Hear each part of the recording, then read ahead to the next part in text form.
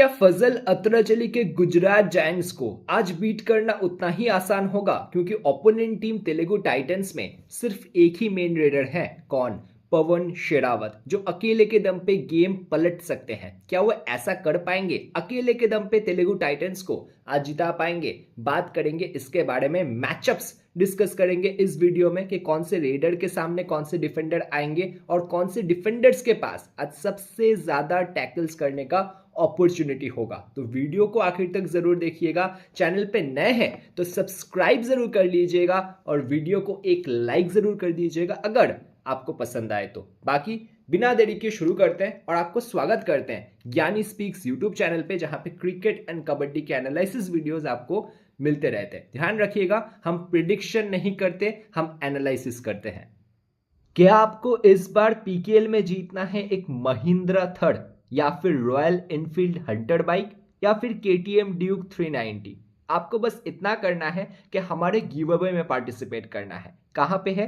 Real 11 application पे। इस video के डिस्क्रिप्शन में रियल 11 एप्लीकेशन का एक लिंक आपको मिलेगा। जाइए रियल 11 को डाउनलोड कीजिए, इंस्टॉल कीजिए, वहां पे फैंटेसी खेलना शुरू कीजिए हमारे ग्रुप का हिस्सा बनके, और आप हो सकते हैं उस गिव अवे के विनर। गिव अवे का कंप्लीट डिटेल्स आपको कहां पे मिलेगा? हमारे टेलीग्राम चैनल पे, जिसका भी लिंक आपको इस वीडियो के डिस्क्रिप्शन सेक्शन में मिल जाएगा, जहां पे इस मैच का फाइनल अपडेट भी आएगा टॉस के बाद। तो जाइए, जुड़ जाइए, ठीक है। अच्छा, इस मैच के लिए मैचअप डिस्कस करने से पहले आपको बेसिक मैचअप्स पता होना चाहिए। जैसे क्रिकेट में होता है ना, जब भी राइट हैंड बैटर बैटिंग करने आते हैं तो लेफ्ट आर्म ऑर्थोडॉक्स स्पिनर या लेग स्पिनर को लगाया जाता है। यहाँ पे भी वैसा ही मैचअप है। कैसे? देखो, यहाँ पे जो राइट साइड के रेडर्स आते हैं जब भी रेडिंग करने ओपोनेंट के टीम के पास जाते हैं, अब राइट साइड का रेडर यहाँ से जाएगा तो ओपोनेंट टीम के कौन से डिफेंडर्स उनको ब्लॉक करेंगे? लेफ्ट कॉर्नर सबसे पहले एंकल होल्ड, थाई होल्ड करने का कोशिश करेंगे। उसके बाद राइट कवर पे जो डिफेंडर है ना, वो उनको डैश करके मैच से बाहर निकालने का कोशिश करेंगे, और इधर से राइट कॉर्नर उनको सामने से जाके ब्लॉक करने का कोशिश करेंगे। तो एक राइट साइड के रेडर के सामने ये तीन तरीके के डिफेंडर्स जो है ना, वो उनको ब्लॉक करते हैं या आउट करते हैं, ठीक है। उसके बाद एक लेफ्ट साइड का जब रेडर ओपोनेंट टीम को रेड करने जाएगा, यहां पे सबसे पहले इनके सामने कौन होंगे? राइट कॉर्नर, जो एंकल होल्ड, थाई होल्ड करेंगे, बैक होल्ड भी कर सकते हैं। उसके बाद लेफ्ट कवर, ये सामने से आएंगे, ब्लॉक करेंगे, डैश करने का कोशिश करेंगे। एंड लेफ्ट कॉर्नर फिर आते हैं जो सामने से आके ब्लॉक करेंगे एंड डैश करके मैच से बाहर निकालने का कोशिश करेंगे रेडर को, ठीक है। तो ये जो लेफ्ट साइड के रेडर्स हैं, इनके सामने ये तीन पोजीशंस हैं जो बहुत क्रूशल है, मतलब सामने जो डिफेंडर्स होगा।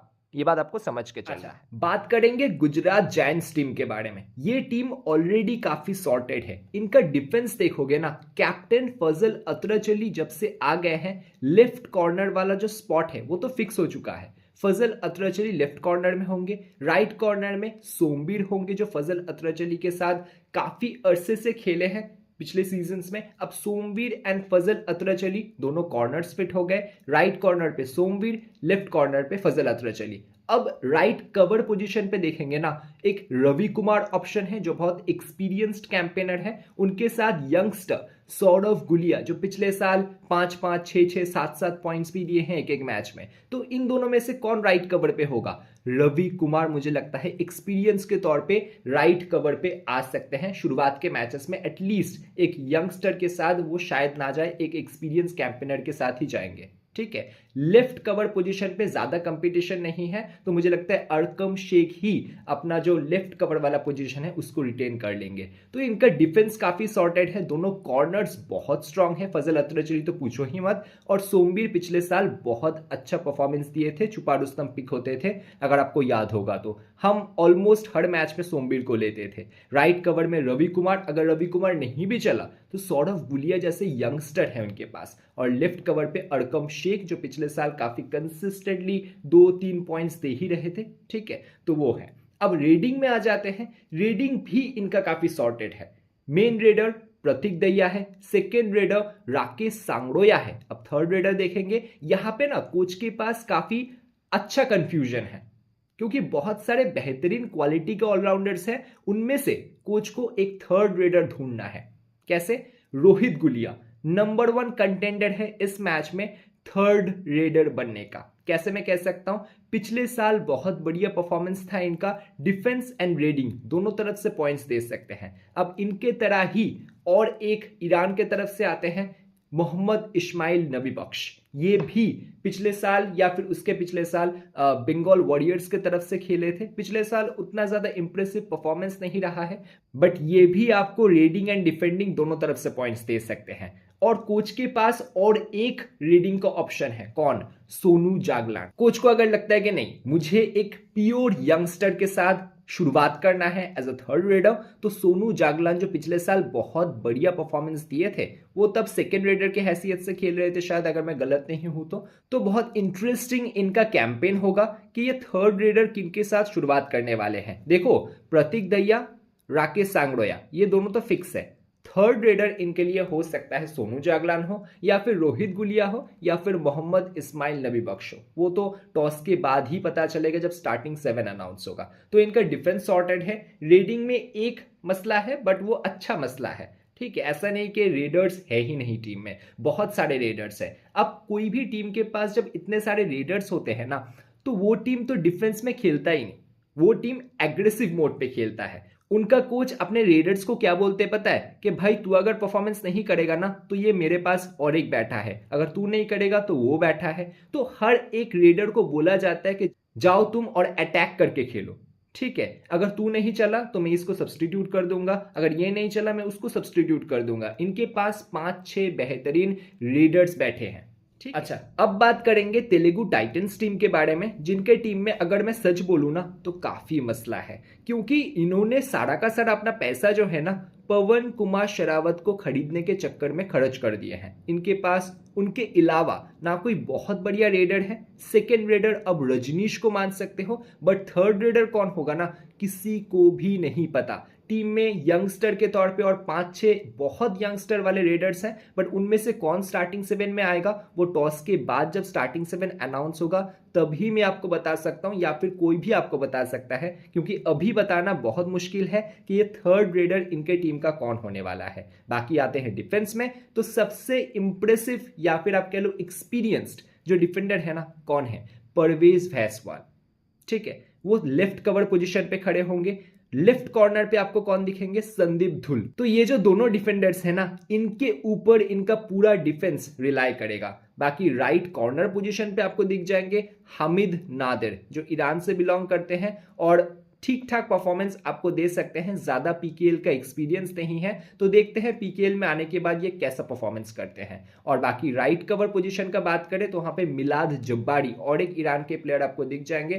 तो यहाँ पे ना काफी ज्यादा ईरान के प्लेयर्स आपको दिखते हैं। परवेज भैसवाल है लेफ्ट कवर पे, राइट कवर पे मिलाद जब्बारी है, राइट कॉर्नर पे आपको हामिद नादिर खड़े होते हुए दिखेंगे। अब जो राइट कॉर्नर वाला पोजीशन है वहां पे हामिद नादिर भी है, और एक ऑप्शन है शंकर गदई, जो पिछले साल खेले थे, बैकहोल्ड काफी अच्छे से करते थे, एडवांस टैकल काफी अच्छे से करते थे। हो सकता है हामिद नादिर के जगह इनको भी स्टार्टिंग 7 में मौका मिले, या फिर सब्सटीट्यूट होकर भी शंकर गदई पिछले साल बहुत सारे मैच में खेले, तो हो सकता है ये भी आपको देखने को मिले कि हामिद नादिर स्टार्टिंग 7 में आए और शंकर गदई सब्सटीट्यूट होके आए, ठीक है। तो इनका टीम में ना रीडिंग का काफी मसला है, बहुत ज्यादा रिस्पॉन्सिबिलिटी पवन कुमार शेरावत के ऊपर है। अगर उनको आउट कर देते हो, इनके पास उनको रिवाइव करवाने के लिए कोई खास रेडर मुझे नहीं दिख रहा। अगर पवन कुमार शेरावत को रिवाइव करवाना है तो उनके डिफेंस के ऊपर ही इनको विश्वास करना पड़ेगा, जैसे कि परवेज भैसवाल के ऊपर, जैसे कि संदीप धुल के ऊपर, समझ। अच्छा, वीडियो के बीच में आने के लिए बहुत बहुत माफी चाहूंगा,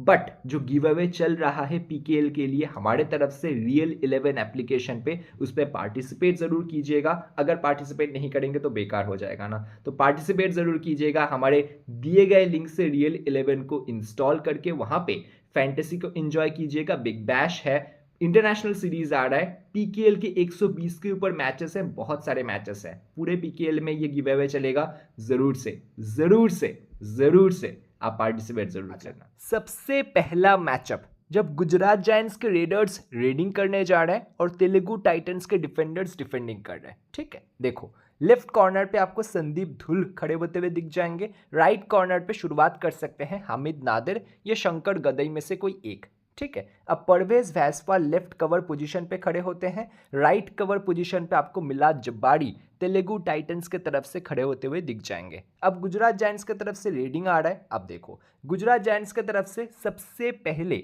मेन रेडिंग कौन करेंगे? प्रतीक दहिया राइट साइड से, राकेश सांगड़ोया टीम के सेकेंड रेडर, ये भी राइट साइड से ही ज़्यादा रेडिंग करते हैं। तो एक चीज़ आपको ध्यान रखना होगा, गुजरात जायंट्स की तरफ से ना ज़्यादातर रेडिंग प्रोबेबली आपको राइट साइड से ही होते हुए दिखेंगे। तो ओपोनेंट टीम का जो राइट साइड का डिफेंस है ना, उनके ऊपर आपको सबसे पहले नजर रखना है। कौन?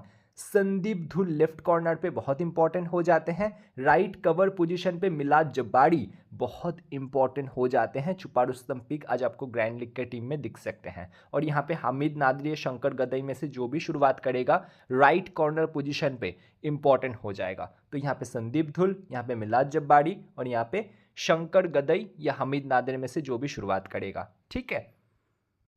अच्छा, लेफ्ट साइड से अगर रोहित गुलिया स्टार्टिंग 7 में होते हैं, वो रेडिंग करने आएंगे। अब देखो लेफ्ट साइड से जब रेडिंग करने आएंगे, उनके सामने सबसे पहले यहाँ पे हामिद नादिर होंगे राइट कॉर्नर पोजीशन पे। लेफ्ट कवर पे आपको सबसे एक्सपीरियंस्ड कैंपेनर परवेज फैसवाल आपको दिख जाएंगे। ठीक है। और यहाँ पे संदीप धुल आपको दिख जाएंगे। तो रोहित गुलिया के सामने जो डिफेंस है ना, संदीप धुल और परवेज फैसवाल काफ़ी मुश्किल वाले डिफेंडर्स हैं। हालांकि हामिद नादिर को भी आप अंडररेट नहीं कर सकते, बट रोहित गुलिया का रीसेंट फॉर्म काफ़ी अच्छा था। तो देखना पड़ेगा रोहित गुलिया अगर स्टार्टिंग 7 में आते हैं, वो कैसे अपने गेम को सजाते हैं इन एक्सपीरियंस्ड डिफेंडर्स के सामने। अच्छा, अब सेकेंड मैचअप भी डिस्कस कर लेंगे, जहां पे तेलुगु टाइटंस के रेडर्स रेडिंग कर रहे हैं और गुजरात जायंट्स के डिफेंडर्स डिफेंडिंग कर रहे हैं। अब देखो तेलुगु टाइटंस के तरफ से पवन शेरावत हमको पता है जो सबसे ज़्यादा रेडिंग करेंगे। प्रोबेबली 80% रेट खुद ही कर जाए शायद, या 70% एटलीस्ट आपको रेट करते हुए दिखेंगे पूरे तेलुगु टाइटंस के मेन रेडिंग का। ठीक है। बाकी रजनीश है इनके पास, जो भी आपको राइट साइड से रेड करते हुए दिखेंगे। तो ज़्यादातर रेडिंग तेलुगु टाइटंस का राइट साइड से ही होते हुए आपको दिखेगा।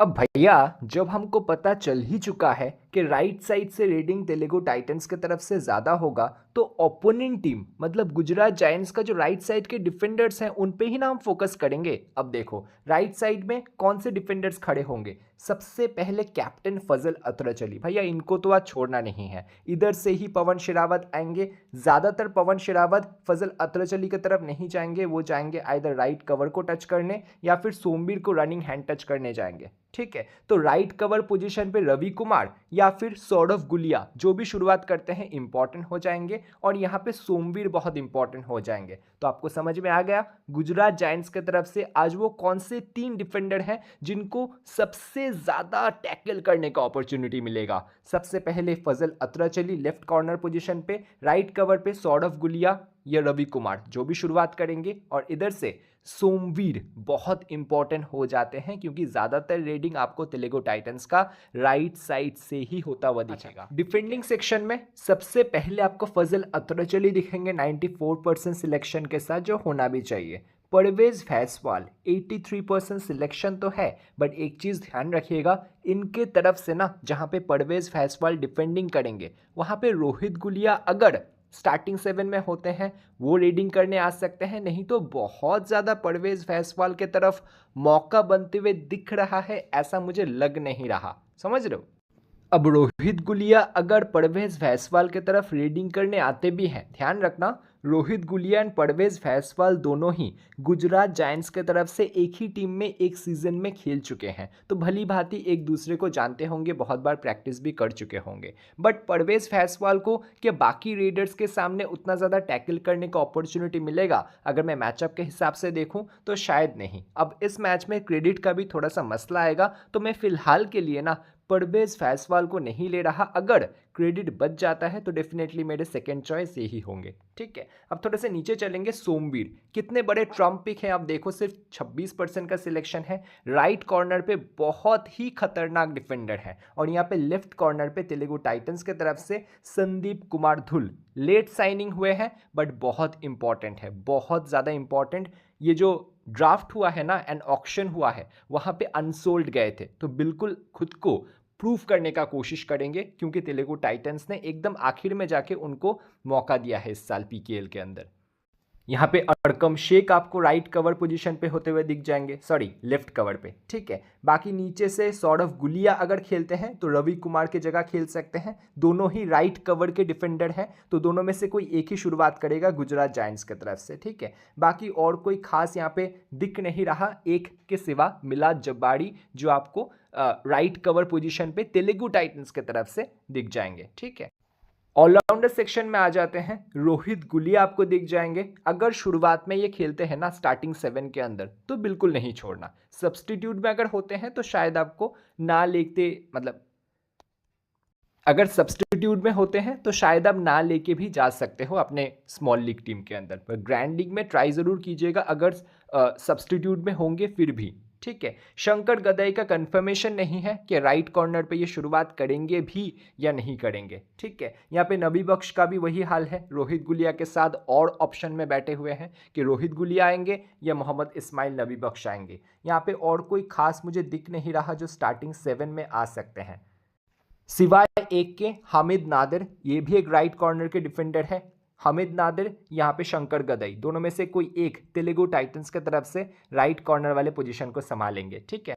अब रेडिंग सेक्शन में आ जाते हैं तो पवन कुमार शेरावत तो ऑब्वियस चॉइस है, क्योंकि 70% ऑफ द रेड ये खुद ही करेंगे जब तक आउट नहीं होंगे, ज़्यादा से ज़्यादा रेड ये खुद ही करेंगे क्योंकि इनके पास कोई मेन और रेडर है ही नहीं जो पॉइंट ला सकते हैं रेडिंग से। राकेश सांगड़ोयान, प्रतीक दहिया, अब देखो प्रतीक दहिया आपको डिफेंसिव भी पॉइंट्स देते हैं, रेडिंग से तो देते ही हैं, सिर्फ 33% का सिलेक्शन है मेरे इस मैच में, कैप्टन वाइस कैप्टन के प्रबल दावेदार है प्रतीक दहिया, फिर भी सिर्फ 33% सिलेक्शन है। तो रियल 11 पे कंपटीशन कितना कम है, क्योंकि नॉलेज भी बहुत कम है, और entry fees one of the lowest entry fees आपको यहाँ पे देखने को मिलेगा। आप एक बार रजिस्टर करके देखो हमारे लिंक से, नीचे डिस्क्रिप्शन में आपको लिंक मिल जाएगा जहाँ पे आप गिव अवे में भी पार्टिसिपेट कर सकते हैं। Mahindra third, royal Enfield Hunter bike and KTM Duke 390 वाला जो गिव अवे हमारे टेलीग्राम चैनल पे चल रहा है, ठीक है।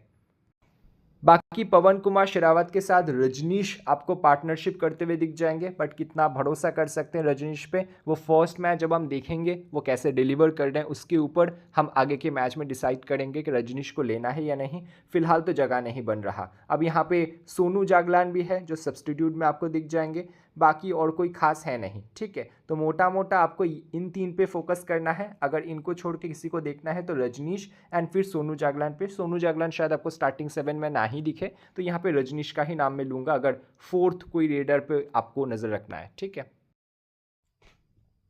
अब देखो रेडिंग सेक्शन में ना मैंने पवन शेरावत को ले लिया, राकेश सांगड़ोया को ले लिया, प्रतीक दहिया को ले लिया। मुझे लगता है गुजरात बहुत स्ट्रांग टीम है in comparison to Telugu Titans. अगर पवन कुमार शेरावत बहुत एक्स्ट्रॉर्डिनरी नहीं कुछ कर देते तो गुजरात जायंट्स का ही जीतने के चांसेस ज़्यादा है। तो हम गुजरात जायंट्स के ज़्यादा से ज़्यादा प्लेयर लेने का कोशिश करेंगे, स्पेशली इनके 2 मेन रेडर्स राकेश सांगड़ोया और प्रतीक दहिया। अब प्रतीक दहिया जैसे कि मैंने आपको बताया डिफेंस से भी पॉइंट्स दे सकते हैं, ठीक है। अब ऑलराउंडर सेक्शन में रोहित गुलिया मेरे हिसाब से स्टार्टिंग 7 में बिल्कुल जगह बना पाएंगे या फिर बना चाहिए इनको, ठीक है। तो यहाँ पे रोहित गुलिया मेरे तरफ से ऑलराउंडर सेक्शन में मेन पिक है, ठीक है। यहाँ पे और एक ऑप्शन है शंकर गदाई तेलुगु टाइटंस की तरफ से। अब इनका ऑप्शन है, इनके साथ हामिद नादिर भी राइट कॉर्नर पोजीशन पे बने हुए हैं, दोनों में से कोई एक खेलेगा, अभी कंफर्मेशन तो है नहीं, ठीक है। डिफेंस सेक्शन में फजल अतरजली स्टार्टिंग 7 में बिल्कुल होंगे, टीम के कैप्टन है। और यहाँ पे सोमवीर, दोनों कॉर्नर डिफेंडर को ना मैंने ले लिया है। मैंने आपको हमेशा समझाया है